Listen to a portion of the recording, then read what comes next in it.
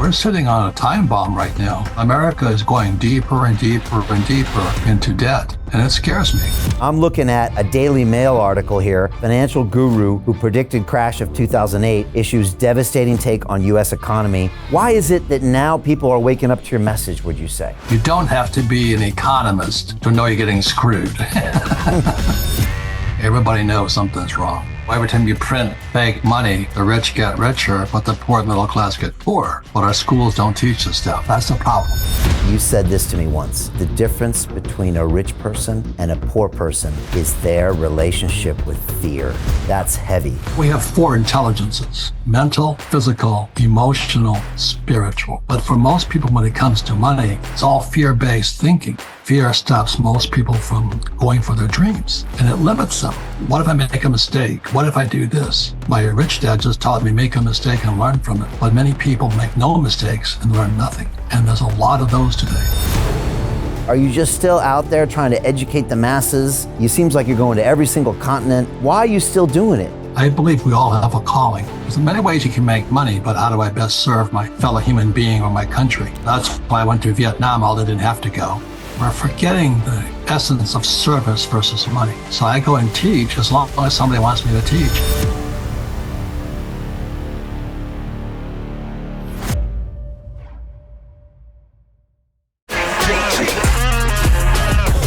Hey, I know investing in crypto is scary. It takes a real leap of faith because there are so many scams, rug pulls, and bad actors out there. It's a dangerous business, which is why 95% of people lose all their money. Well, that's why I created the London Real Investment Club, so you can access the hottest deals on the planet and use the crypto bull market to create the generational wealth that you deserve. Join my team of over 100 people from around the world that are making millions of dollars behind the scenes investing in blockchain, AI, Web3 games, DeFi, Bitcoin, and more. Don't miss out. Click the link below to book a call with one of my team now. But hurry, this bull market will end soon. I know investing in crypto can be scary. That's why you gotta join the investment club. Pull the trigger. Let's do this.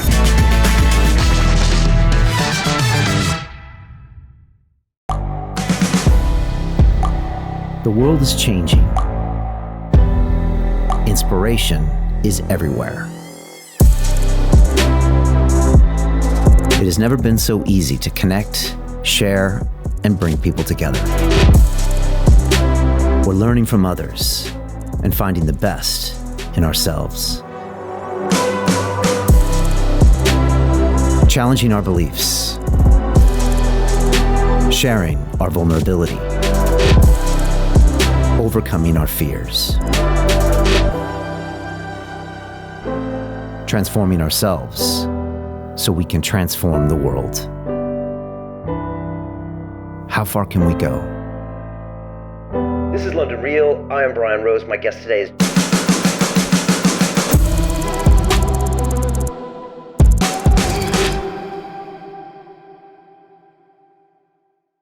This is London Real. I am Brian Rose. My guest today is Robert Kiyosaki, the entrepreneur, investor, financial expert, and author of the globally renowned bestseller, Rich Dad, Poor Dad, the #1 personal finance book of all time. I love saying that. Robert, you have dedicated your life to challenging the way tens of millions of people around the world think about money and investing. You've written over 30 books, including one with President Donald Trump. You've sold more than 40 million copies of your books worldwide and built a global movement dedicated to helping people protect their wealth. In your book, Rich Dad's Prophecy, you warned that the biggest financial crash in history was on its way. You now believe that crash has begun, that hyperinflation is here, and that millions of people are about to be wiped out financially. You have said there's still time to prepare and urge people to move out of stocks, bonds, and fiat currency and into real assets like gold, silver, and Bitcoin. You believe gold could reach $30,000 an ounce and Bitcoin could go to $1 million in the next 10 years. You've warned that the Fed and the Treasury are running a criminal enterprise by printing worthless money to cover up a collapsing system. Your message is simple, Robert. Get educated, get real assets, and get out of the system before it's too late. Robert, welcome back to London Real. Brian, how many years have we been talking about this? I mean, 30 something years now. Yeah, And 30 some here, years. And it's here. yeah, you have been the OG of predicting this, and you've been talking about this stuff on London Real for 10 years on top of that. I'm looking at a Daily Mail article here that's watched by tens of millions of people around the world, maybe more, hundreds. And it says financial guru who predicted crash of 2008 issues devastating take on U.S. economy. And of course, they're talking about you. Robert, you're getting tons of global traction lately. Why is it that now people are waking up to your message, would you say? Well, I think was Jim Rickards who said, you don't have to be an economist to know you're getting screwed. Something along those lines. If you don't have to go to, Harvard for an MBA in economics, you know something's wrong. Everybody knows something's wrong. And the thing that's terrifying to me, not terrifying, but disheartening, is the gap between rich and poor. That was our greatest fear of. And as you and I know, every time you print this fake money, the rich get richer, but the poor middle class get poorer. And because when you print fake money, assets go up. But when you print fake money, chicken, eggs, and milk go up. Yeah. And so the middle class is getting wiped out. Unemployment's climbing. And I'm getting richer. You're getting richer. And I'd rather have everybody get richer. But our schools don't teach this stuff. That's the problem. Yeah. No, I think people are starting to feel that something's going on out there, like you said. And you referenced our good friend Jim Rickards. I still remember the time we spent together in Phoenix, I think back in 2017, where you and I also recorded that epic interview that went viral. And yeah, Jim says it so well, and you say it so well. I saw an article in the FT today, Robert, that said the prices of gold in Iran are like 80% higher than the rest of the world because they're in this closed system. And even the people there realize their own cash is trash, and they're pushing gold up even higher than the spot levels elsewhere. It looks like everybody's starting to realize what you've been talking about for decades. Right. And then this, there's been so many books, and this, I've been a student of this. This is the creature from Jekyll Island. Yeah. It's about the Federal Reserve Bank. And there was a line that I think President Jefferson said, if a central bank takes over America, children will wake up homeless in the land their fathers captured. And so homelessness is spreading all across the world, as you know. And it's pretty disturbing to me personally. I've been homeless for about 2 weeks. I didn't enjoy it, but it was in San Diego, so it wasn't so bad. My wife and I lived in our car for about 2 weeks till we found something we could live in. But this affordability, as you know, is wiping people out left and right. They lose their jobs. They can't recover. So it's tragic. It's a tragedy. It's interesting, Robert, that the public just seems to be much more aware of what's going on. And maybe it's because of what Elon Musk was doing with Doge and the fact that Trump talks about this publicly, or the fact that we keep getting repeated back these trillions and trillions of dollars in debt. It just seems like the public's much more aware of kind of what's going on, and they seem to linking it back to their own savings. And I don't know, it just feels like we're on the edge of a real kind of revolution in that sense. Are you feeling that too? Yes, and I'm going to give credit to the younger generation because they're more, tech savvy, and they're the ones who got into Bitcoin early. And they got into Bitcoin early because, my generation, the boomer generation, is sound asleep at the wheel. But the younger generation knows what's going on. That's why Bitcoin took off. And so they're aware that, think about this. Our interest payment on our $36 trillion is greater than the income we collect from taxes. I'll say it again. The interest payments on our $36 trillion is greater than the income we collect from taxes. So America is going deeper and deeper and deeper into debt. And as you know, being in your field, derivatives are even a bigger problem. I think derivatives are a quadrillion-dollar problem. And we're sitting on a time bomb right now. And it scares me. I mean, I feel for the people who are not prepared for it. Obviously, the Trump administration with Doge and a bunch of things, and, Howard Lutnick have really talked about trying to get this under control. But it's really hard for any government to ever get fiat spending under control, whether you're Democrat or Republican. I mean, the history of humanity, Robert, is that ultimately we don't have the discipline, and we ultimately find our bankers printing money until the system collapses. So is there even anything that Trump can do about this, or is it just bigger? Is it the flawed fiat system itself?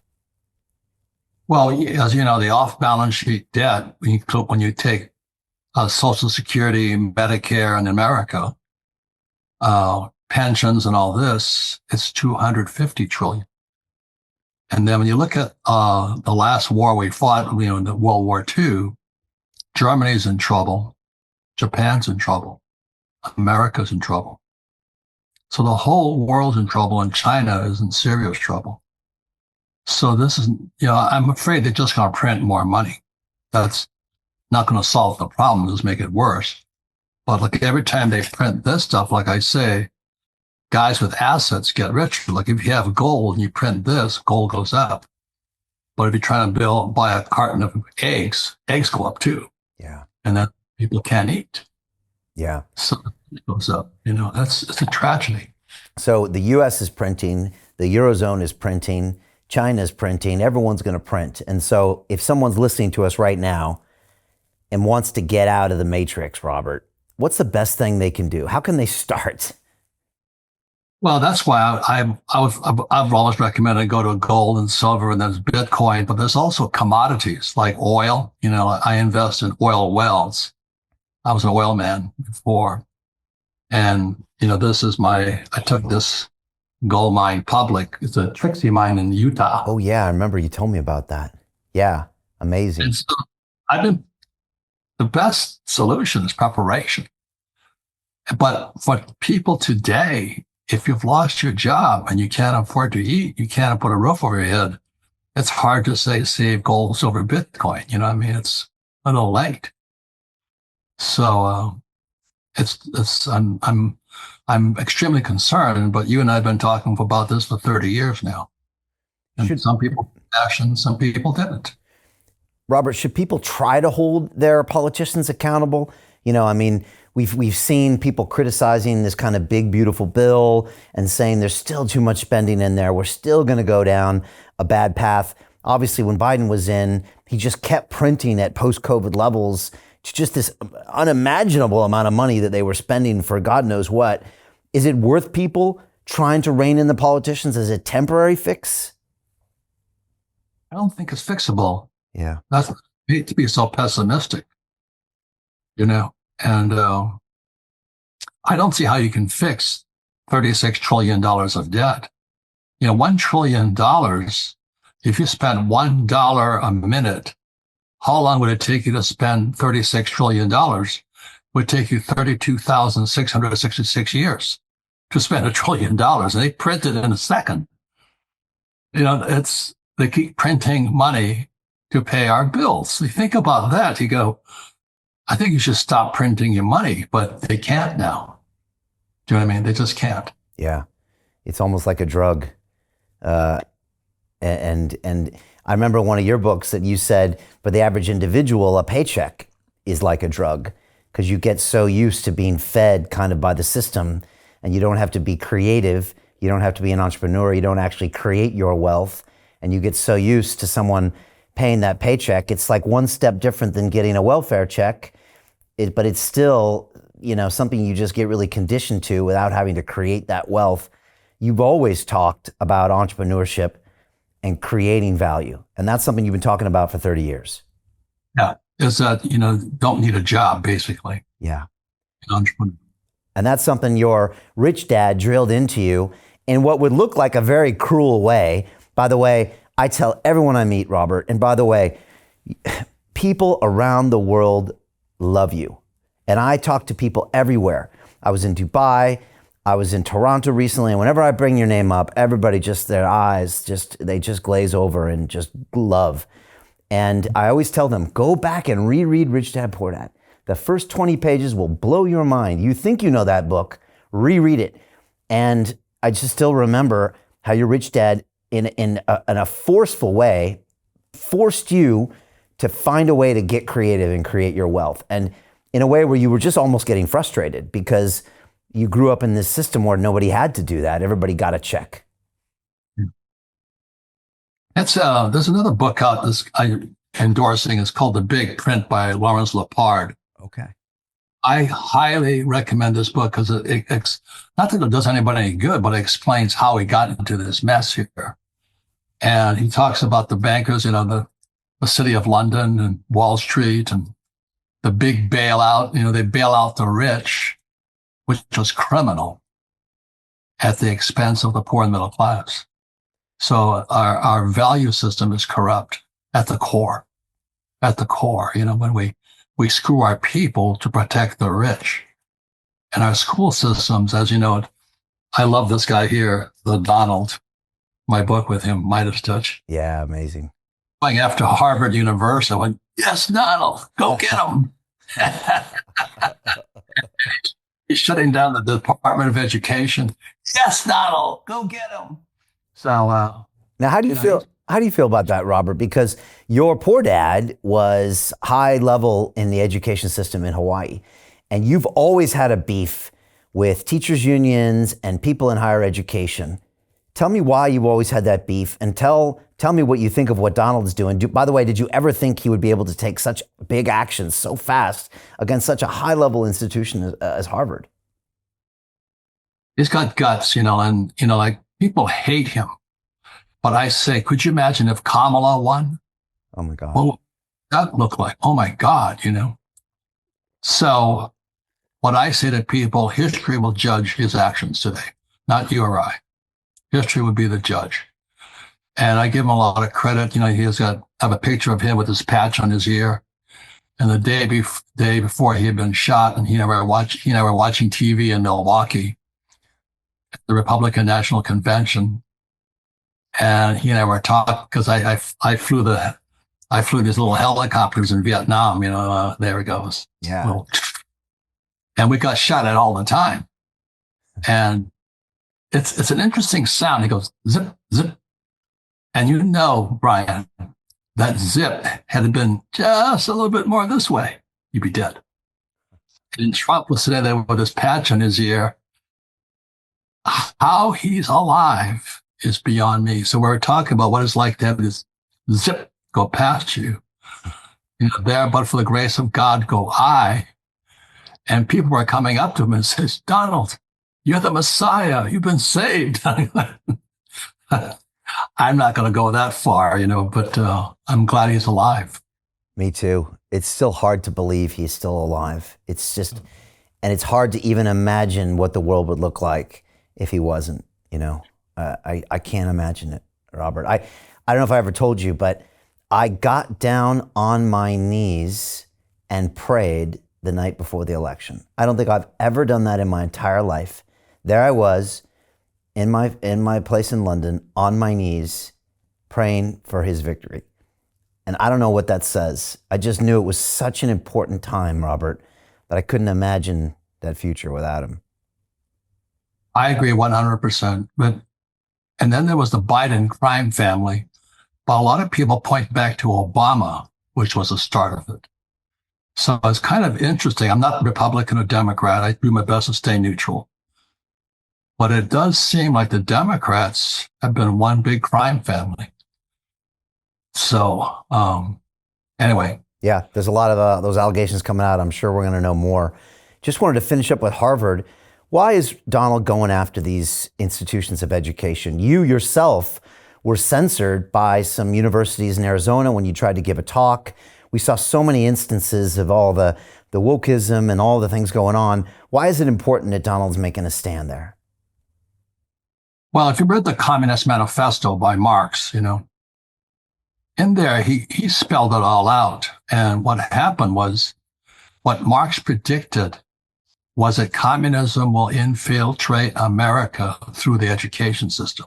So in 1930, Columbia University, which is an Ivy League school, sent away to Germany, Berlin, and they sent over Marxist professors to teach at Columbia University's College of Education, Teachers College.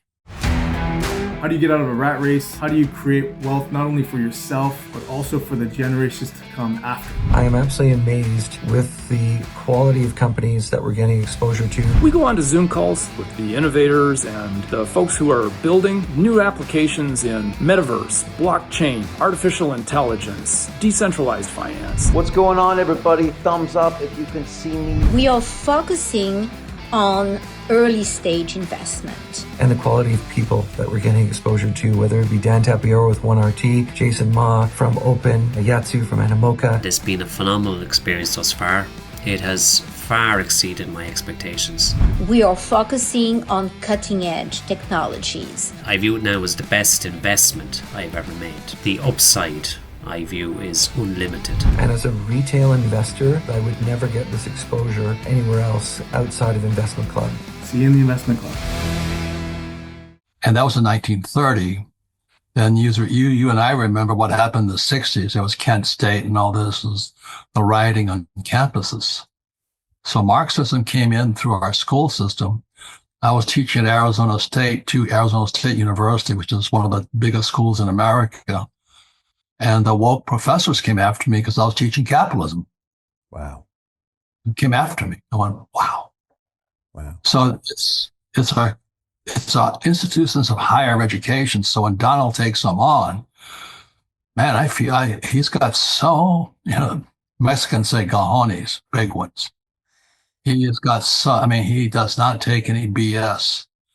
And I wrote 2 books with him. He is a great man. His sons are great people as compared to Hunter Biden. Yeah. I know you know Don and Eric, and you've been hunting with them. You've known them for a long time, and you've always said great things about them. We definitely see them coming into their own. When I was in Toronto at the Consensus Conference, I saw Eric speak, and they're both very good, and they're both very big into crypto and DeFi. And it's interesting. They get questioned about it a lot because they're getting accused that the pro-crypto legislation by the government is in their interests. But they come out and say, look, the reason we love crypto is because we got debanked in 2020 because of our views and our politics and who our dad was. This is by necessity. This isn't, because we all of a sudden wanted to change our business model. As they said, they used to be able to pick up the phone and get a loan from any bank in the world because they were the Trumps. And then the next day they couldn't get a loan from anyone. And so, yeah, it's great to see that family really pushing forward. And, we're big into crypto here, and it's just so refreshing to see that family out there speaking intelligent about the blockchain and assets like Bitcoin, which we all know is going to help everybody through what you're calling a greater depression, which is upon us. Well, this book here, The Big Print, I highly recommend. The opening pages, your blood boils.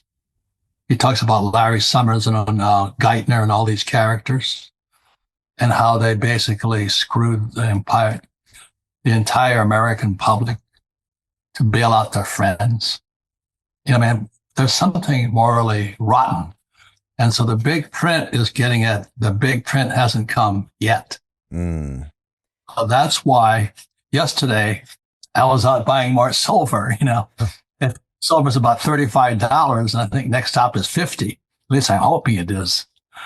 But when they print money, assets go up, but so does chicken, milk, and eggs goes up, inflation. And that's why it's wiping out our poor middle class the more they print this stuff. But they don't tell you that in school. It's tragic. What do you think this one's going to look like, Robert? You've coined it a greater depression as opposed to the Great Depression. And you've talked about what you see out there, which is record high credit card debt, 1.2 trillion. You've talked about obviously the rising national debt, 36 trillion. You talked about increasing unemployment rates, declining 401k balances. How bad is this one going to get? Well, I've had the benefit, Brian, of this here is a Zimbabwe note. It's $10 million. And this here's a book by a guy, Philip Haslam, When Money Destroys Nations. So guess where I was when Zimbabwe crashed? I was in Zimbabwe. Okay. Right. It was terrifying. It was terrifying. What's it like? Is it just chaos? It's panic. They don't know what's real.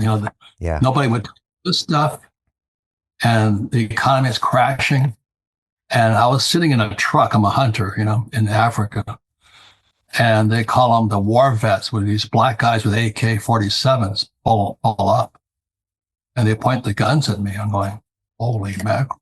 I didn't die in Vietnam. I'm going to die out here in Zimbabwe, But what they did, Brian, was they went to the white farmers and they took their farm. And this was, I was there, I was watching it going, why? I'm not really religious, but why does God want me to see this? Why am I here watching this?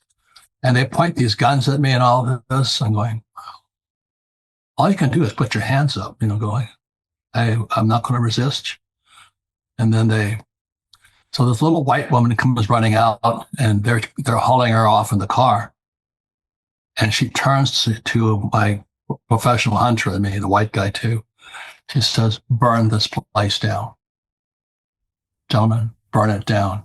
So Brian, we got torches, and they had all these grass shacks and the farmhouse, and then the tractor yard and the diesel fuel. We torched the whole thing. It was blowing up. I thought I was back in Vietnam again. Wow. Just blowing up, fires going everywhere, and we're hauling our butts out of there. But she just said, burn this place down. I don't want to have anything. But I saw it. I'm going, wow.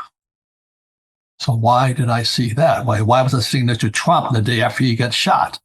I'm going, why am I seeing this? So, how do I meet you 30 years ago? We keep talking about the same thing, but now it's here. I think that was a small glimpse into what could be coming to the Western nations like America, Europe, et cetera. Sorry to hear when I see the homelessness. It's like Jefferson said it, Yeah. When we went to the central bank, homelessness will spread. How he was so, prescient. This is Thomas Jefferson. I heard that quote recently, Robert. And yeah, he said, when you allow the bankers to have control, then sooner or later, you're going to lose your homes, you're going to lose your this, you're going to lose everything. And this was something he said, yeah. And it sounds like a quote that came from someone 10 years ago, but it was 250 years ago. Yeah. Nobody learned. The homelessness is something, that it's just, I know in America and other places, people just grown accustomed to it. But if you come from a Dubai where there's zero, because it's illegal, and then you go to America, it's something you notice right away. And it's kind of shocking, but then you go accustomed to it if you've been there for a long time, as if it's normal. But it wasn't normal 30, 40, 50 years ago, was it? I look at San Francisco, one of the most beautiful cities in America. And then people don't go there anymore because there's human feces all over the place. What happened? And I think what this guy is here, Lepard is saying here, is when you have bad money and you have fake money come into a system. That's Gresham's law. Do you know what I mean? When bad money enters the system, good money goes into hiding. So for years, United saying buy gold, silver, Bitcoin. This is my gold mine here. So I'm getting rich. I own oil wells. I own cattle. I own commodities, things like this. But I stay away from paper. I just don't trust them. Robert, for the average person out there, I know you said if someone's really struggling, it's hard to set aside anything to buy an asset. But if someone was, and probably it'd be a great education for them, even if they spent $20 a month or $50 a month just to start changing their mentality, what should they buy? I know when you came out with your original board game, which is behind you, Cash Flow, by the way, for everybody out there, you should get this board game. They also have one for kids that I play with my kids here in London. And I'm starting to, train their brains the correct way to understand assets and liabilities. It's amazing. But in the original days, you were talking about owning real estate. Now you're talking about owning gold. You just mentioned that you think silver is one of the best opportunities right now because you think it's still relatively low to where it should be. And then, of course, you've been talking about buying Bitcoin and then even Ethereum in the past because you like those as assets. Where do you think people should start on that spectrum? Because it's hard for some people to own real estate with tiny amounts of money, right? Brian, I get into fights because I have one friend with 4 daughters. And I said, have you read my book? He goes, no. I said, who's teaching your kids about money? School. Oh. He doesn't care, Brian. He's an intelligent guy. He's very smart. But he has kind of a block against money. So that I tried to give him a Communist Manifesto, which I had to read at 19. I read the Communist Manifesto. And, it says graduated income tax is essential for the spread of communism, abolition of private property. I mean, what else can you have? Oh, workers of the world unite, labor unions, everything my poor dad loved. Marx endorsed. So it was tough. I was 19 years old and went to school in New York. And then I realized my family are Marxists. Not that they're bad people. Economics is like a religion. Like, there's Jews, Christianity, Buddhism, and all this. So Marxism is an economic religion, same as capitalism is. But as you and I know, in Northern Ireland, you had Catholics shooting Protestants, which made no sense to me at all. I thought we're all on the same side. No, they're Catholics. Oh, they're Christian. They're Protestants. What is wrong with people? I was dating a girl in New York, and the side of her car was IRA, Irish Republican Army. I'm going, I said, how can you hate Catholics? No, they do. Do you know what I mean? I just don't understand people, I'm saying. And so Marxism versus capitalism, it's sometimes just as vehement and violent as religion versus religion. And people kind of pick these mindsets. And then these days, it's Trump, anti-Trump with the derangement syndrome, right? Those are also lines that people divide. But they really don't know what they're signing up to. And then, of course, the universities, to bring it back to Harvard, they pump and promote these belief systems. I don't know why. Well, it's probably because they were infected via the manifesto, like you said. It's the way they control those student bodies. My daughter's in school in Boston, and she's getting a special type of brainwashing there as well. And then we saw with the protests that basic human rights went out the window, when those Gaza protests happened. And even my alma mater, MIT, was hauled up in front of Congress, and I was embarrassed to see the president of MIT. This is a school with the greatest technical minds in the world. It is not a school where we should be having people feel uncomfortable because of their religions. And yet that's exactly what was happening, and they were violating basic human rights. So I'm so glad to see Trump attacking that. But I think it all comes down to, like you said, that Communist Manifesto, which said it'll happen through the university systems. And it did, right? Yep. 4 dead in Ohio was Kent State. And the National Guard shot students. They couldn't get much lower than that. And when I came back from Vietnam, I got spit on, hit with rotten eggs, and called baby killer and all this. And I landed in just north of San Francisco at Norton Air Force Base, and we got off, and these hippies were out there from the Woodstock generation spitting on us, and geez. And I make a joke of it because most of my friends are Republicans. And I say, I swear to God, I saw Nancy Pelosi out there. Yeah, Robert, I don't think we can imagine what that felt like. I actually saw this interview on YouTube a couple days ago of a Vietnam vet who came back and then ended up working as a police officer right at the Haight-Ashbury precinct. And he was talking about what it was like to be around those hippies. And man, it did not sound like a walk in the park, man. They had barbed wire fence up 15, 20 feet. It was like they were walking around with guns. And he said it was like I was in Nam trying to deal with these people. So I don't even think we understand how hard it was for you to come back from one war zone to another where people weren't even acknowledging your service back then. So, I just want to thank you for your service, because having to deal with that is just hard to believe in a world now where at least most people know to thank people for their service, Well, that's why I commend you and me, because we fight back as teachers. we're capitalists and we teach capitalism. And I think that's the way we fight back, because otherwise you have Marxists teaching our kids, like they believe in taxation. And I keep saying to them, America was founded as a tax-free nation called the Boston Tea Party. Remember that? Yeah. You have to pay taxes. We're on as a tax-free nation. Marx says a graduated income tax is essential for the spread of communism. I mean, can't they just read that little book? He's in 1930 when Columbia University imported those Marxist teachers from Germany. So you look at what's happening right now. Germany, America, and Japan, we're fighting. And Germany is in trouble. Japan's in serious trouble. America's in serious trouble. China's in trouble. Volkswagen just laid off, I don't know how many tens of thousands of people in Germany. And a big problem with Germany, I'm sure you've heard this, but was they went green. They didn't want to go nuclear, so they went green. And the cost of energy went so high in Germany, they can't afford to produce. So this green movement just keeps spreading its nasty tentacles all the way across the world. And it's all done in the name of DEI, diversity, exclusivity, and all that stuff.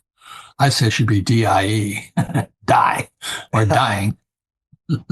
Yeah, it's just another mind virus that kind of used to control that has no base in reality. And Robert, here in the UK, it's just getting worse. We've got a Labour government that are increasing the taxes on foreign nationals that were here. They all bugged out a couple months ago because the UK was trying to tax their assets overseas. So people that have lived here 20, 30 years, wealthy people that invest, entrepreneurs are leaving en masse. They're going to a place like Dubai where the taxes are zero, where they have all these upsides like safety. And, I know a woman in Dubai who spends time there and here, and she says, Brian, I wouldn't mind paying 30, 40% tax if I showed up to London and it was safe. There was a police force. There was healthcare. It was clean, but you don't even get that. And then you go to a place like Dubai with zero tax, and it is, I think, literally the safest city in the world. There is no graffiti. There's no homelessness. It's just there to actually help you be an entrepreneur. And I look at the UK and Europe, and I don't know how they're going to reverse it. And the discussions here are crazy. There's a guy here who I think used to be a trader named Gary. He has a show called Gary's Economics, and he just keeps preaching that we got to tax the rich, and that's the only way to save the people here. And no one's taking any ownership, and it just feels like Marxism is back and alive, and the UK is running out of talent, and it's just gonna end poorly, Robert. I'm sure you see some of that from overseas, not to mention the fact that people get arrested for Facebook posts. So it's kind of sad days here. No, and I was just in Japan. That was just tragic, because they're hardworking, but they save money, and they save right. And when they should be investing, they're savers. And then my first gold mine was in China, and I took it public on the Toronto Stock Exchange. And as soon as we struck gold, the Chinese nationalized it. Yeah. So I found out what the word country risk means, So you don't do business in countries that don't respect the rule of law, and that's China. Nothing in the Chinese people. But you've got to be more, I think, global, who respects the law, who doesn't. And this was the worst thing about it. It was when they took my gold mine in China, it was in Dalian, China. And the guys called me up, secretly, said, for $1 million, they'll get your mine back. And I thought about it, Brian, I thought about it because it was a big, big mine. But then I realized if I do that once, when does it end? When does the paying end, Yeah. I said, I'll just eat it now. Walked away. Wow. Yeah, you've told me that story. I listen to a lot of Steve Bannon lately. He's got his War Room podcast, and Rickards goes on there sometimes. And I think people don't really understand Steve Bannon very well. But if you listen to him talk about China, it's fascinating the way that he characterizes it. Because he says there's not 1.3 billion communists in China. He said, there's 1,000 gangsters in the CCP, and they don't even care about communism. You know, they're gangsters, and they're the same guys that took away your mind and that run that country into the ground. But the people of China are probably more capitalistic than any place. You know, again, hardworking people, but it's all run by the gangsters at the top. And I never heard anyone articulate that like Bannon has, and I think he's on to something there. Peter Thiel took $500,000 and turned it into $1 billion using the exact same techniques we're using inside the investment club. He met a CEO, his name was Zuckerberg. He pitched him the deal and he said, okay, I'll give you $500,000. Mark went public and sold the shares to people like you. Well, what happened to Peter? Well, he exited and got a 2,300x return. The wealthy invest in early stage companies, folks. The public markets are for suckers. It's a rigged game. By the way, this happens in crypto as well. It's called pre-sale tokens. This is Solana. Does anybody know this chain? They sold pre-sale tokens for 4 cents. And you can see the date on there, April 5th, 2018. Look at Solana today, folks. That thing's up over 1,000x. The media and Wall Street and all these hype people get you to buy the top. Meanwhile, they put their clients in at the bottom and they use you for liquidity to make their clients rich. You can play this same game. You just have to have the financial education and the deal flow. That's it. This is the book I read. Buckminster Fuller called The Grunge of Giants. And that's what this guy is saying too. We have gangsters in our banking system. Yeah. Same thing, right? Yeah. Different. They don't care. People, they really don't care. They don't care. You know, just that they get rich. You know, Robert, you mentioned that schools teach us to be poor. It's one of the your quotes that I quote all the time. Do you see us making any changes to that schooling institution right now? Obviously, Trump's going after Harvard. That's kind of high level. Do you think with the advent of AI or these personal tutors that maybe we can at some point start teaching our kids about money? I think the social media is going to teach our kids. I mean, that's what I was saying. Many times I find the younger guys more savvy than the older guys in my generation. Okay. Because they're more tuned in to YouTube and things. Not that it's, but they get more up-to-date news. Not that all of it's good, but they're more tuned into social media than, you know, Channel 9 or 10, stuff like that, or CBS. So it's really changing. The world's changing very, very quickly, and so is the younger kids. But as you know, like Japan's going to be out of people pretty soon too. Yeah, tell me about Japan, because as you said, they're almost religious about their saving. And in Japan, having an idea outside of the norm is discouraged. So everybody kind of goes along. And I would argue, from what I've seen, they're probably the worst of the G7 when it comes to this just constantly saving without ever asking themselves why.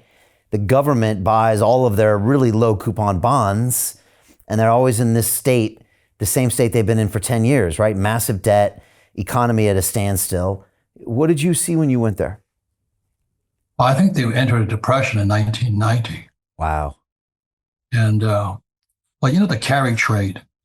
They were printing all this money and people were borrowing in yen, buying dollars. And so the bond market is in serious. I was going to ask you about that because I see the biggest problem in the world today is the bond market, not the stock market, because the stock market's big, but in my opinion, the bond market's 10 times bigger and deeper. Yeah. And when the Chinese and Japanese and people start dumping our bonds to buy gold, what is that? What's that going to the U.S. dollar? What do you know about the bond market and as far as them dumping our U.S. bonds? Yeah, well, everybody's watching that 10-year note and that 30-year note kind of creep up.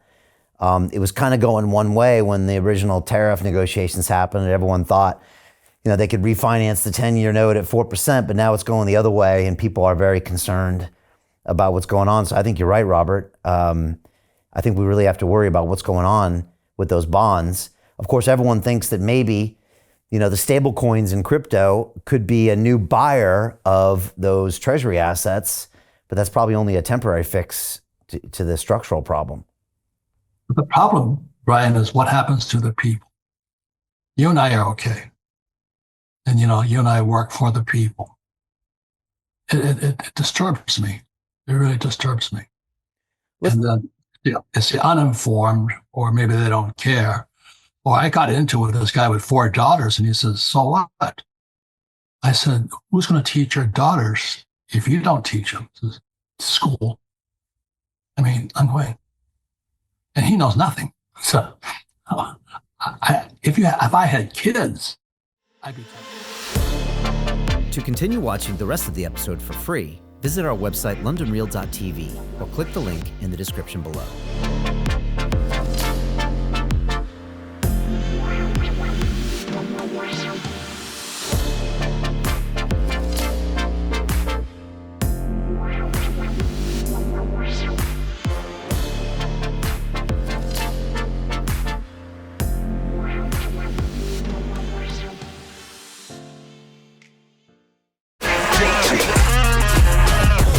Hey, I know investing in crypto is scary. It takes a real leap of faith because there are so many scams, rug pulls, and bad actors out there. It's a dangerous business, which is why 95% of people lose all their money. Well, that's why I created the London Real Investment Club, so you can access the hottest deals on the planet and use the crypto bull market to create the generational wealth that you deserve. Join my team of over 100 people from around the world that are making millions of dollars behind the scenes investing in blockchain, AI, Web3 games, DeFi, Bitcoin, and more. Don't miss out. Click the link below to book a call with one of my team now. But hurry, this bull market will end soon. I know investing crypto can be scary. That's why you gotta join the investment club. Pull the trigger. Let's do this.